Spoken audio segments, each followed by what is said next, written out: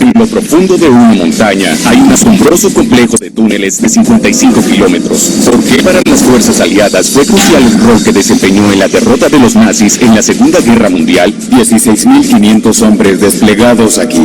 En las profundidades bajo Londres, ¿cómo la innovación de la ingeniería del siglo XXI es para enorgullecerse? continuará el legado de los viajeros victorianos de lo subterráneo? Miles de personas morían en esos brotes de cólera. ¿Y qué descubrimientos increíbles se han hecho en las profundidades de uno de los sistemas de cuevas más grandes e impresionantes de Europa? Es extremadamente raro. Este es el único lugar del mundo donde se encuentran. Bajo nuestros pies se encuentran extraordinarios espacios, cuevas y túneles. El tamaño y la envergadura son una locura. Nosotros los hemos diseñado y construido, Esta es la única con un castillo. así como también los formó la naturaleza. Pero ¿cómo se crearon y adaptaron? ¿Quién lo hizo? ¿Y por qué? Debemos enfrentar los miedos. A lo largo de la historia, la vida subterránea ha cautivado nuestra imaginación. Es un privilegio. Vamos más lejos y profundo. ¡Ayuda! ¡Ayuda! Para revelar los misterios, las historias y los secretos de los...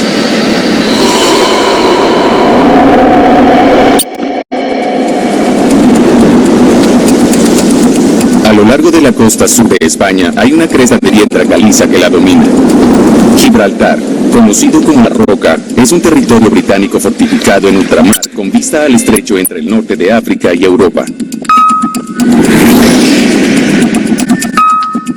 Tiene solo 6,8 kilómetros cuadrados de área, pero el rol que desempeñó en la Segunda Guerra Mundial no se puede medir. Debajo de su distintivo paisaje se encuentran no menos de 55 kilómetros de túneles y cuevas ocultos.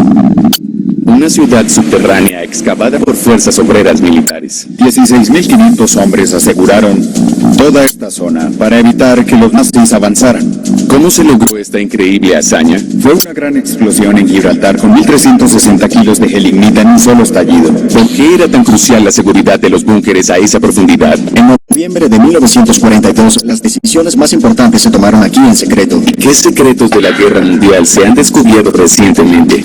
Todos los hombres juraron guardar secreto. Los trajeron aquí, pero no sabían dónde estaban. Ellos enladrillaron el interior.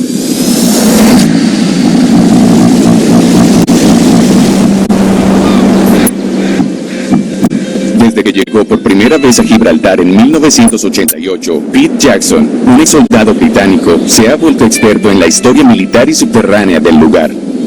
Llegué a Gibraltar sin saber lo que me esperaba. Al verlo desde el exterior, es casi imposible imaginar lo que en realidad puedes encontrar dentro de La Roca. Por siglos, La Roca ha sido el hogar de las fuerzas militares británicas. Ha sido una guarnición dirigida por los británicos desde 1704. Tiene importancia estratégica para Gran Bretaña. Está en la desembocadura del Mediterráneo. Si se controlan los estrechos, se controla lo que entra y sale. Es muy importante. Desde que llegaron aquí, las tropas británicas han excavado la piedra caliza de Gibraltar para unir las cuevas existentes para cavar nuevos túneles y espacios. Gibraltar es un laberinto de excavaciones subterráneas que data del siguiente periodo, desde el siglo XVIII hasta después de la Segunda Guerra Mundial. El sistema es fantástico.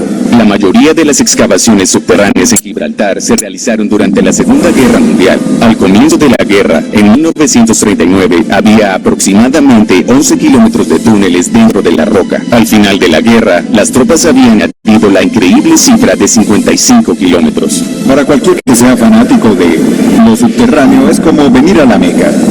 Podríamos llamarlo una edad subterránea.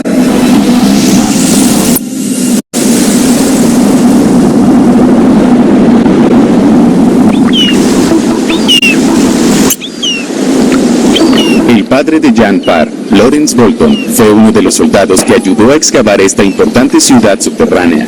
Ha venido a encontrarse con Pete en un lugar llamado Hayes Level para ver por primera vez los túneles que construyó su padre. Quise que viniéramos para caminar unos lugares que fueron perforados para que fueran almacenes, que es exactamente lo que tu padre hacía cuando estuvo aquí. Organizaba áreas de almacenamiento. Hace un par de años, cuando trabajaba en el sur, vi un letrero que estaba al lado de la carretera y que pensé debía guardar. Esa es otra razón por la que te traje. porque quiero que lo veas. Bien. Ahí trabajaba tu padre. Será muy interesante. Se ve que tan alto estamos desde el nivel del mar. La entrada a Hayes Level está a más de 100 metros sobre el nivel del mar. Allí están los almacenes generales. Allí se guardaban raciones, ropa de cama y equipo. Todo lo necesario para que la guarnición de 16.000 funcionarios sobreviviera durante la Segunda Guerra Mundial. Mucho de esto es lo que se utilizaba cuando tu padre trabajaba aquí. Uno de los únicos recuerdos que Jan tiene de su padre es una foto de él con ese taladro hidráulico para minería. Tal vez lo reconozcas por la fotografía. Con eso estaba perforando el techo. Sí, no es un equipo liviano. No lo es. No lo es. Quería que vieras ese letrero. Pete concluyó que el padre de Jan trabajaba en una zona conocida como Burma Stores. Es una zona con la que tengo un vínculo personal. Conozco su historia. Sí. Es como un rompecabezas. Sí, también es otra pieza de mi rompecabezas. Sí, lo es. Sus excavaciones, en las que participó el padre de Jan, fueron de gran importancia para fines militares en Gibraltar. Jan ha venido a la casa de Pete para saber más sobre el rol de los ingenieros reales. Los ingenieros reales se formaron aquí como una unidad. ¿Qué hacían los ingenieros reales? Aseguraban esta zona contra el avance nazi a través del Mediterráneo. Fue clave para el apoyo aliado. 16.500 hombres desplegados aquí para ¿En defender, serio? administrar y preparar este lugar para la Segunda Guerra Mundial. El trabajo que hacíamos era muy importante, Jan. Es decir, si la roca hubiera caído, hubiéramos perdido la ruta hacia el Mediterráneo. Los ingenieros reales abrieron con explosivos 43 kilómetros de túneles y espacios subterráneos cuidadosamente planificados. Con el paso del tiempo, se ampliaron los túneles con fines de almacenamiento. En las sedes de la brigada, para almacenes de vehículos, funcionaba una estación hospitalaria. Se puede entrar en los túneles del astillero a nivel del mar y llegar a los túneles más altos de Gibraltar sin sacar la cabeza por encima del suelo. Para atravesar la roca sin ser detectados, los ingenieros reales excavaron una gigantesca carretera principal de norte a sur. Le pusieron el nombre de una ruta principal conocida en Inglaterra, que ahora se llama A1. Estamos en Raynor Road.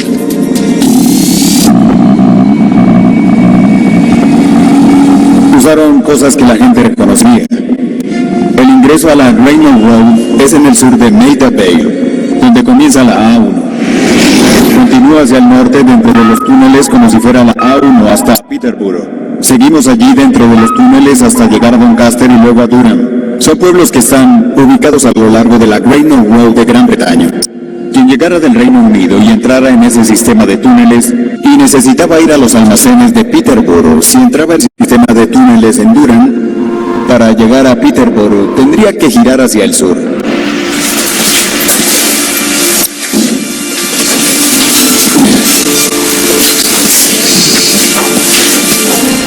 Esto se llama Calpe Hole. Funcionó antes de la Segunda Guerra Mundial. Era un almacén de raciones.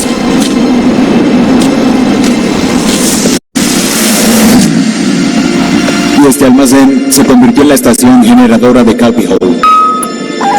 Y producía energía para Mold y RAF Gibraltar.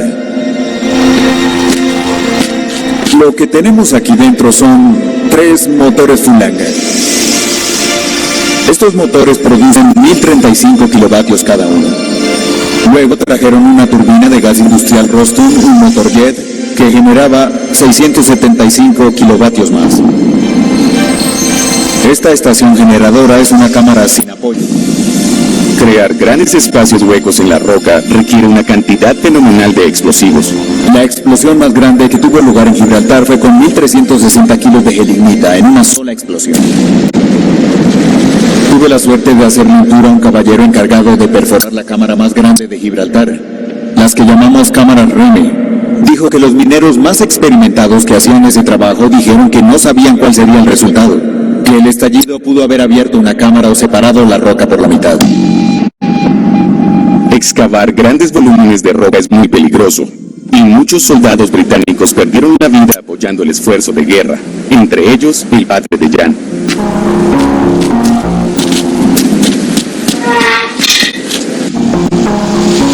Vamos a la roca para ver dónde murió mi padre.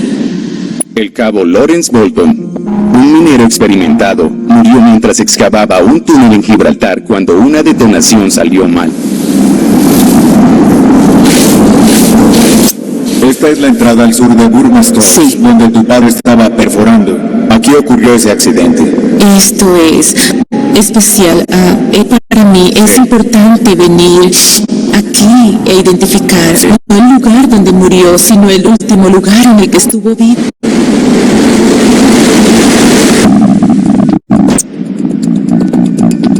Pete puede darle a Jan acceso privilegiado al laberinto de túneles que solo conocen los ingenieros reales. Estoy buscando grafitis en las paredes. Lo que dices es que tal vez mi padre dejó Puede su que haya nombre dejado su escrito nombre. en la pared. El área en la que estamos se llama Over Ealing Gallery, pero le dieron el apodo local Clapham Junction. Claro. Se llama así porque, así como en Clapham, en Reino Unido se puede llegar a casi cualquier lugar desde aquí. En términos de túneles, esto va de norte a sur, este a oeste, izquierda a derecha. Siguiendo una ruta de Clapham Junction, hay acceso a un puesto de vigilancia con la misma vista de la península española que el padre de Jan probablemente vio hace más de 75 años. Asombroso. Este es el balcón de Jack. Oh, esto es fantástico.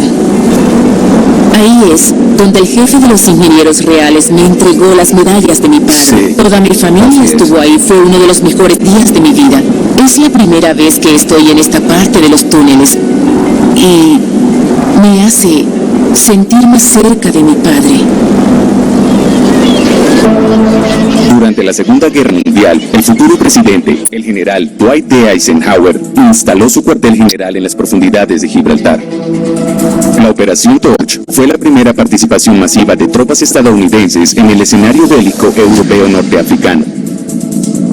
Desde lo más profundo de Gibraltar, Eisenhower coordinó la exitosa invasión del norte de la África francesa para reducir la presión sobre las fuerzas aliadas en Europa y Egipto. Durante la Segunda Guerra Mundial esto fue muy distinto.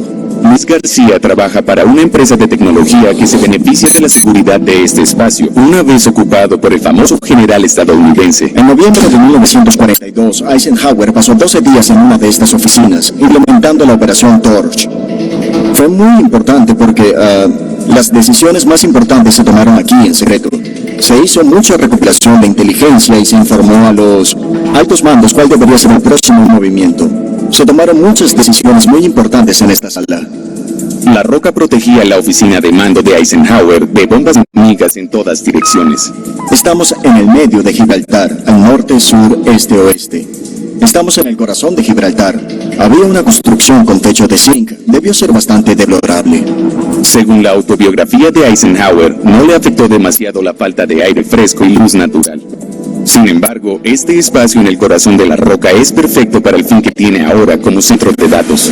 Mantiene los servidores seguros en un entorno de clima controlado. Lo reformaron en la década de 1980. Al entrar, obviamente no puedes dejar de notar que estás bajo tierra, pero una vez aquí parece una oficina normal, solo que no tenemos ventanas. Durante la Segunda Guerra Mundial, el mundo subterráneo de Gibraltar ocupó muchas cosas. Una de ellas, una instalación de espionaje súper secreta que permaneció oculta hasta 50 años después de que terminó la guerra.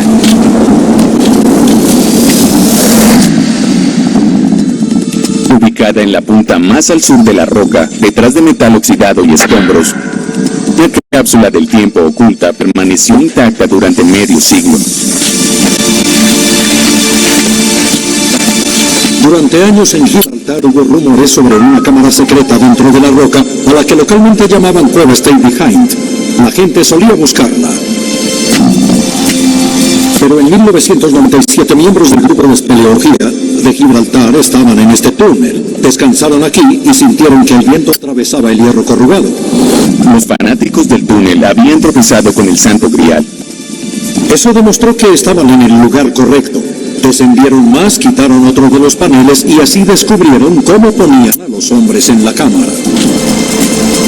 Los exploradores habían descubierto una cueva secundaria construida para ocultar a las tropas de inteligencia británicas dentro de la roca en caso de que los alemanes capturaran Gibraltar.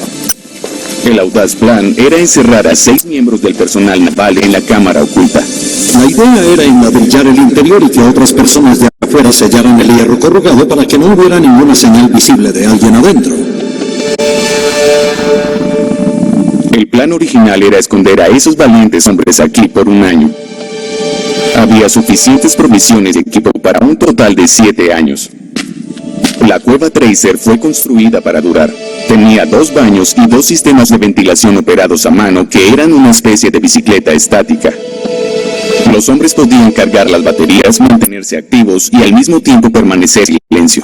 Era una bicicleta estática y en lugar de una cadena tenía una correa de cuero para que no hiciera ruido. Los hombres necesitaban mantenerse en buenas condiciones físicas.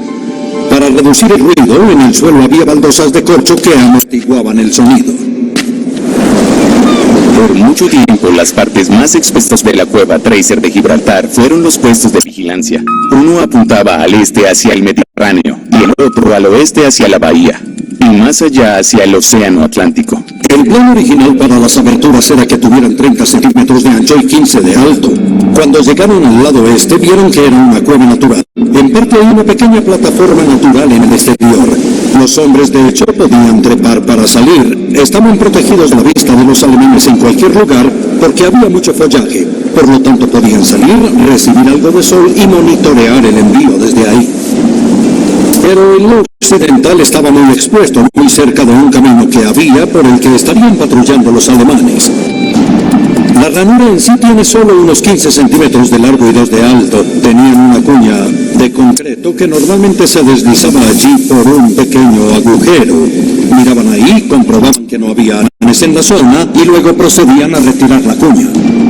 Una vez que reunían la información, tenían que transmitirla a Londres, pero eso implicaba un gran riesgo. Una antena no podía sobresalir del costado de la roca porque habría revelado su ubicación. Era una antena flexible. Durante el día la insertaban en esa tubería de ahí y luego, por la noche, comprimían la información para poder enviar mucha en muy poco tiempo usando un código específico, así se enviaba una transmisión muy rápida. Se recibía cualquier orden y luego se apagaba. No querían transmitir mucho tiempo.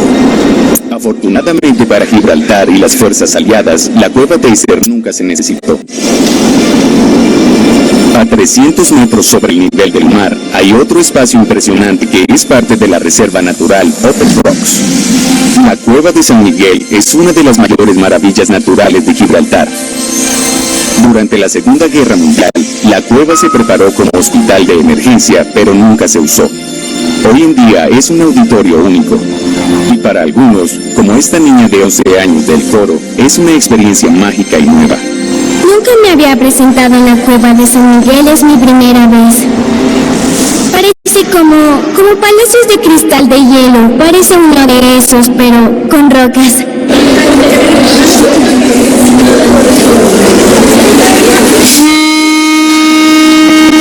La cueva de San Miguel es un lugar mágico que uno subestima cuando vive aquí. Este lugar es especial y muy único. La acústica es asombrosa.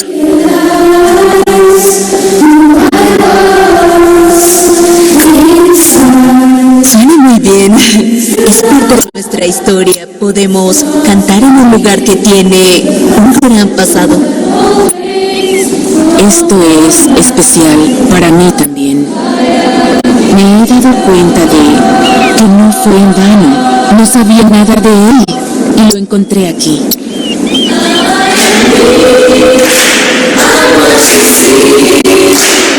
Respetan mucho el espacio.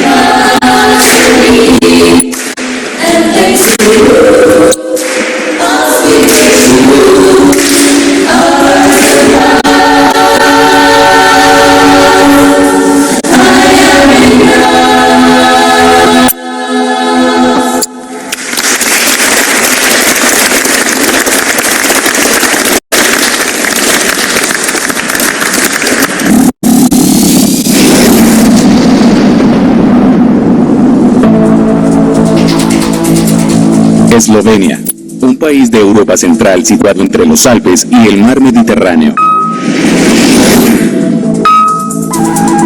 Tiene un área de 20.000 kilómetros cuadrados, es decir, 20 veces más pequeña que California, pero bajo la superficie hay 11.000 cuevas, una cifra increíble.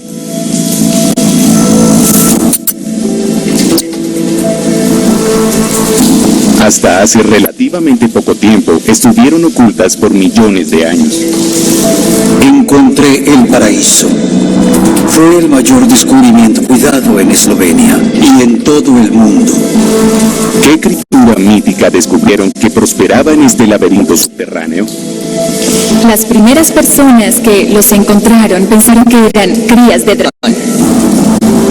¿Y qué más se esconde ahí abajo? Es importante explorar para descubrir territorios nuevos y desconocidos. Nos motiva a encontrar lugares donde nadie más ha estado.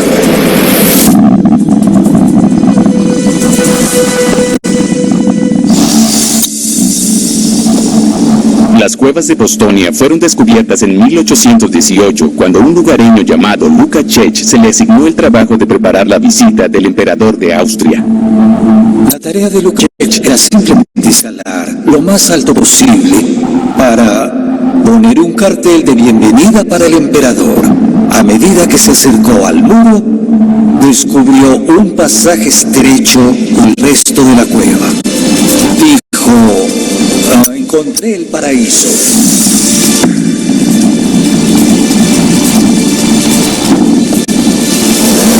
Fue el mayor descubrimiento cuidado en Eslovenia y en todo el mundo. Luka Čech había descubierto lo que hasta el día de hoy es uno de los sistemas de cuevas más grandes de Europa. Tiene 24 kilómetros de longitud y lo ha formado el río Piuca, que erosionó la roca caliza para crear este impresionante complejo de cavernas, pasillos y pasajes.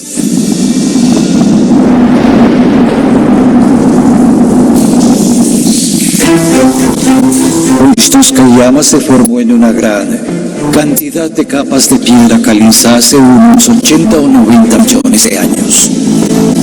La caverna más grande esculpida por el río Piuca se conoce como la Gran Montaña.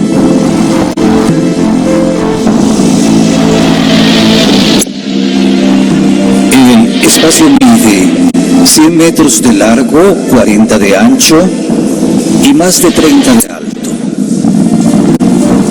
Dentro de esta gran habitación hay formaciones de cuevas grandes. El agua de lluvia que gotea del techo forma las estalactitas y las estalagmitas. Esta agua podrá disolver y transportar la piedra caliza al interior de la cueva. Y la piedra caliza se solidificará en varias formas. Y la que se puede ver sobre nosotros la llamamos Nebotisnik, el rascacielos. 16 metros de altura, el más alto de Poistovskaya.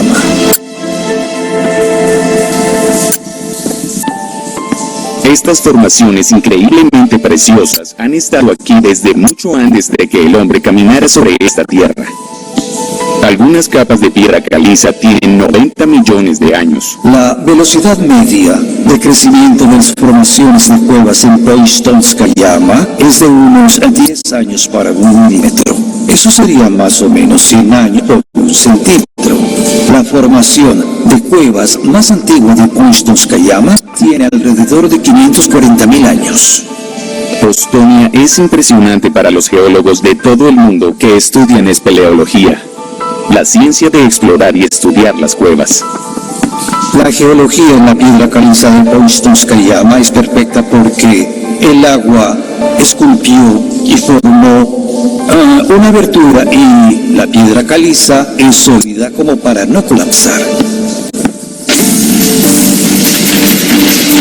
Luka Čech había descubierto algo que no solo impresionó al emperador austríaco, sino que el complejo se convirtió rápidamente en un punto llamativo para el turismo. En 1872 se colocó una vía férrea con 2.260 metros de sendero desde la entrada hasta la Gran Montaña. Era unidireccional y era una especie de carrito de empuje para 4 personas que hundía a lava. La popularidad de las cuevas de Bostonia trajo consigo más excavaciones e inversiones. Hacia 1923, el tren estaba motorizado. Este fue el primer tren para cuevas del mundo. Y el sistema incluso tenía su propia oficina de correos. La magia de estas cuevas atrajo a personas de todo el mundo. Desde hace 200 años la gente viene de todas partes del mundo, desde China o Estados Unidos, desde Groenlandia, Islandia, de cualquier parte. Una de las mayores atracciones fue, y sigue siendo, una impresionante estructura de piedra caliza que tiene una altura de 5 metros. Su nombre es El Brillante. El nombre de la formación es El Brillante, porque es de un blanco muy puro. Está hecho de piedra caliza, es pura, sin impurezas.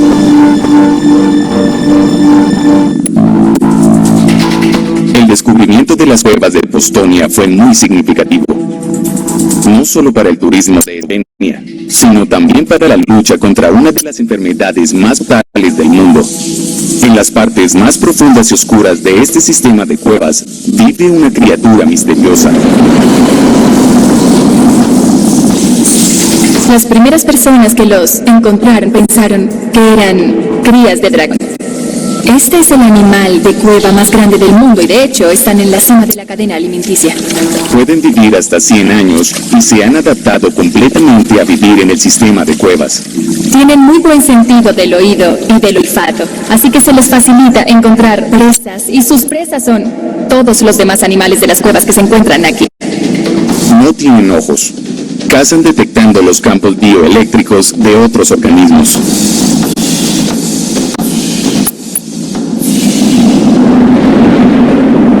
Aquí puedes ver la cabeza. Si miras de cerca, verás el corazón, que básicamente está en la garganta. Detrás de su cabeza parece que hay unas orejas rojas, son las branquias externas. Toda la parte más oscura del cuerpo son los intestinos. Si se da un vistazo más hacia las patas delanteras, verás que solo tienen 3 dedos. En las patas traseras solo tienen 2 dedos. Estas criaturas pueden vivir hasta 12 años sin alimentarse. Es extremadamente raro ver a las salamandras de las cuevas comiendo la naturaleza. Así que, eres afortunado de haber tenido una oportunidad tan buena. Cuanto más se estudian estas criaturas, más revelan sobre sí mismas. En este acuario sucedió algo muy especial. La madre, de hecho, comenzó a poner huevos. Sí, puso 64 huevos. 21, ellos nacieron y eso es un acontecimiento. Nunca se había visto en la naturaleza. Tuvimos mucha suerte de que sucediera en este acuario. Estas salamandras de cuevas también tenían una sorpresa genética para los investigadores. Pueden ser inmunes a las células cancerosas, no pueden contraer cáncer. Y este es el único lugar del mundo donde puedes encontrarlas. Así que se puede investigar mucho sobre este tema. O sea, es asombroso comprender que en un entorno como este algo puede sobrevivir.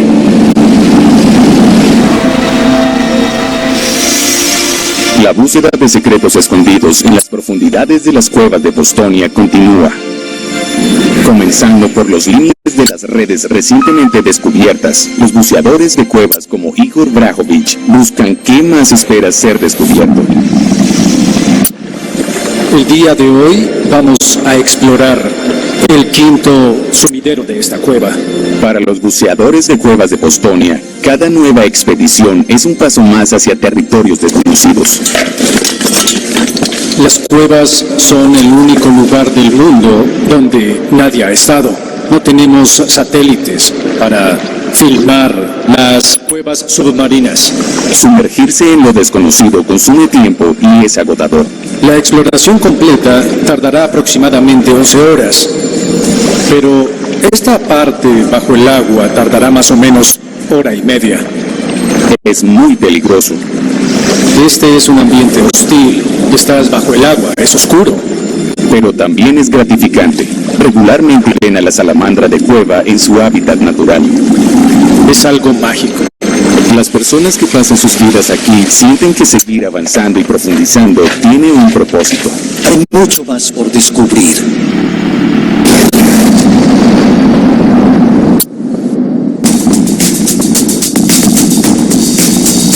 A lo lo largo de Londres se está llevando a cabo un ambicioso proyecto de ingeniería. La población de Londres era de 2 millones. Ahora somos casi 10 millones. Se están perforando agujeros gigantes en las profundidades de la capital. Cuando están en funcionamiento pueden excavar 1 metro en 1 hora. Se están conectando a un vasto e histórico sistema subterráneo que la gente de arriba rara vez ve. Es un trabajo de bombeo impresionante. Este trabajo subterráneo genial ya ha salvado millones de vidas. Lo que Joseph Bazalgette hizo fue salvar una ciudad. De hecho, se puede ver cada marca del cincel. ¿Cómo se construyó este sistema con tecnología victoriana? Tener un sistema de alcantarillado integrado fue algo radical. ¿Y cómo se está poniendo a prueba para el siglo XXI y más allá? Dejarán de llegar al río 40 millones de toneladas de aguas residuales cada año.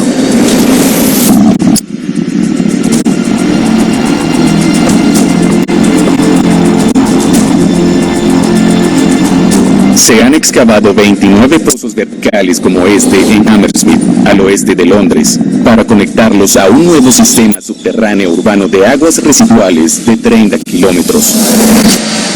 Esta red subterránea de 4.200 millones de libras se ejecutará directamente debajo del río Támesis y servirá a 13 distritos y a Londres. Confem, experto en alcantarillado, se reunirá con el ingeniero John Corcoran del proyecto Thames Tideway.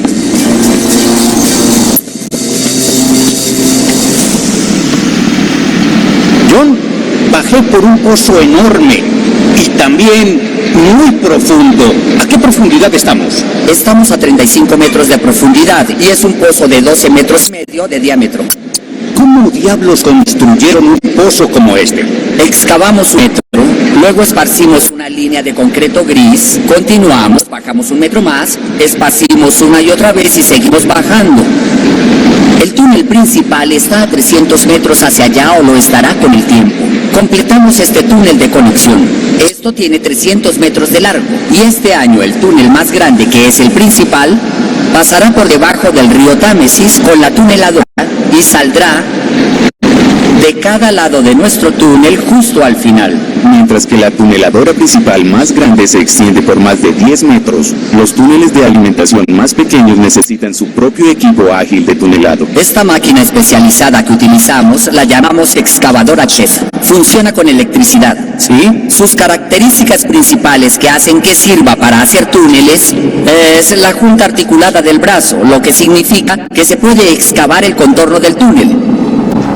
La segunda es que todos los escombros llegan a este sistema con cinta transportadora para que el conductor de la excavadora no tenga que seguir girando. Ellos pueden excavar 1 metro en 1 hora y tenemos 4 o 5 camiones de volteo. Cargan todo el tiempo y se lo quitan lo más rápido posible. Y luego los vagones de residuos se lo llevan, ¿sí?, y se usan para recuperación de tierras. Este túnel ha sido diseñado para durar 120 años si queremos minimizar el mantenimiento que requerirá, porque es muy difícil ingresar a un sistema de alcantarillado cuando esté operando. Actualmente, cuando hay fuertes lluvias en Londres y la red de drenaje de tormentas se llena de agua, el sistema de alcantarillado se inunda y las aguas negras llegan al Támesis. La estación de bombeo se activa en promedio 1 vez por semana. En el transcurso de 1 año interceptaremos 2 millones de toneladas de aguas residuales que van al río. Es probable que un pez en el río, alguien que vaya en una canoa, alguien que sumerja la mano en el Támesis y se lleve una sorpresa 50 días al año. Personas de la zona de Hammersmith saben cuándo salen las aguas residuales porque matan a los peces. Haremos algo al respecto y tendremos este gran proyecto en unos años que va a capturar todas esas aguas para tener un mejor río Támesis y más limpio. Se trata de un enorme y brillante proyecto de ingeniería subterránea para el bien público y medioambiental. Se basa en el trabajo del visionario ingeniero Joseph Bazalgette, quien creó el sistema de alcantarillado que existe en Londres en la década de 1860. Si miras atrás, cuando Bazalgette hizo su diseño hace 150 años, la población de Londres era de 2 millones. Ahora somos casi 10 millones. Una de las razones para construir la Thames Tideway es la rápida expansión de Londres durante el último siglo. Las alcantarillas de Joseph Bazalgette se construyeron porque Londres estaba creciendo, pero la razón más importante es que la gente se estaba muriendo. Sir Peter Bazalgette es el tataranieto de Joseph. Más o menos en 1831, la bacteria del cólera llegó desde la India. Mucha gente sacaba el agua potable del Támesis. Las aguas residuales fluían de las casas al Támesis a través de los afluentes. Bebían sus excrementos. Miles de personas morían en estos brotes de cólera. En realidad había empeorado si no se hubiera hecho una limpieza de la ciudad y buscado una solución integral. Esta es la estación de bombeadas residuales Crossness, en el lado sur del río Támesis, lejos de la ciudad. Es donde culmina el gigantesco sistema subterráneo de Bazalgette. Se trata de una catedral de la ingeniería municipal. Estamos al final de uno de los más importantes trabajos de mejoramiento de aguas residuales de Bazalgette, que él comenzó en Londres en 1856. Bien, aquí tenemos un mapa de Londres que muestra la red de alcantarillado de Bazalgette. En primer lugar, en el norte de Londres hay 3 alcantarillas principales. Todas se unen en la estación de bombeo de Abbey Mills, en la parte superior. Luego, al sur de Londres hay 3 más y fluyen hacia abajo. Llevan los residuos y los expulsa a Crossness, y allí se encuentra con los tramos de más flujo del Támesis. Contiene los desechos y los libera al bajar la marea. Crossness era el guardián del sur de esa red de alcantarillado. Motivo de mucho orgullo, y en la inauguración vimos al príncipe Alberto y los lores y las damas ahí. Era algo de qué presumir. No era solo un edificio anónimo escondido en los pantanos. Estamos rodeados por la tracería de hierro fundido. Y luego en todo esto tenemos motores de balancín con bombas que se utilizan para mover los vertidos que se llevan a las alcantarillas. Bombas se utilizaban para llevar los vertidos de las alcantarillas a las profundidades. Se guardaban en contenedores de 75.000 toneladas de aguas residuales. Se expulsaban al flujo del estuario hacia el Mar del Norte. Es un trabajo de bombeo impresionante. Todo aquí es firme. Simplemente es hermoso. Es algo para enorgullecerse. Peter, hola. ¿Cómo estás, Colin? Nuestra catedral de aguas residuales. Casi no se hablaba de Bazalgette en comparación con Brunel, porque la mayoría de sus logros están bajo tierra, no se ven. Había un artículo en uno de los periódicos, el Observer, que le llamó el cerebro. Y luego, al leer eso, me di cuenta de cuán profundos eran sus logros. Londres en ese momento tenía una población de 2 millones y medio. Y cuando Bazalgette finalmente consiguió el dinero para su proyecto, planificó de más para una población de aproximadamente 4 millones y medio. Eso permitió que Londres creciera como una especie de entidad económica. Lo que hizo Joseph Bazalgette fue salvar la ciudad. Fue un verdadero visionario. Joseph Bazalgette permitió que una Londres saludable prosperara, pero no era el primer ejemplo de genialidad en la ingeniería subterránea. Décadas antes, en la década de 1830, a 322 kilómetros al norte de Londres, en la ciudad de Liverpool, un ingeniero civil llamado James Newlands estaba a punto de crear el primer sistema integrado de alcantarillado subterráneo del mundo. Si te imaginas a Liverpool en la década de 1830, era asqueroso. Carniceros sacrificaban animales en la calle, pescaderos tirando las tripas y esperando que una fuerte lluvia las arrastrara al Mersey. Hubo un informe sanitario que destacó que Liverpool era especialmente sucio. El oficial médico notó que los pobres vivían en pésimas condiciones en los sótanos y dijo: los encontré inundados con una mugre líquida que había resumado a través de las paredes de los pozos de ceniza y pozos negros contiguos. Dado que era un puerto importante para el corazón industrial del norte de Inglaterra, La reputación de Liverpool por la miseria y la enfermedad comenzó a afectar el comercio. En 1847, James Newlands fue nombrado primer ingeniero municipal. A partir de ahí, la ciudad de verdad pasó de la forma más básica de suciedad y del ambiente repugnante a las alturas del pensamiento sanitario moderno. De cierta forma, James Newlands resultó ser el salvador sanitario del Liverpool. Sí, claro que sí. Cuando llegó a Liverpool y fue designado, se enfocó en muchos temas específicos, como el alumbrado público y las aceras, las casas de baño comunales, que fueron una pequeña pieza para limpiar Liverpool del todo, además de un importante sistema de alcantarillado que creó y que fue el primero de su tipo. La construcción comenzó en 1848 y en 1851 se habían construido 27 kilómetros de alcantarillas principales. Esta cifra aumentó a unos asombrosos 480 kilómetros en 1869. La construcción de la primera red de alcantarillado integrada del mundo cambió por completo la salud y las perspectivas de Liverpool. Creo que la edad promedio antes de que se construyeran sistemas como este y la esperanza de vida en Liverpool era de 19 años. Sin embargo, con solo construir esto e instalarlo durante el periodo de 10 años que se tardó en construir, la esperanza de vida se duplicó. El proyecto pionero de alcantarillado sanitario subterráneo de Liverpool había transformado la vida de sus habitantes y no pasaría desapercibido. Este fue un modelo que luego pudieron adoptar en otros pueblos y ciudades, sobre todo en Londres, para gestionar esta nueva y moderna revolución sanitaria. Fue diseñado para durar, para permitir que la ciudad creciera. Este fue un diseño estándar en la época victoriana y fue construido usando un método de corte abierto para que esto hubiera estado expuesto. Lo construyeron comerciantes y trabajadores, y luego una vez que lo completaron, llenaron el suelo que estaba encima. De hecho, se puede ver cada marca del cincel. ¿Sí? Cada piedra fue manipulada a mano. Sí, tienen ladrillos en la parte inferior y luego una piedra en la parte superior. Sí.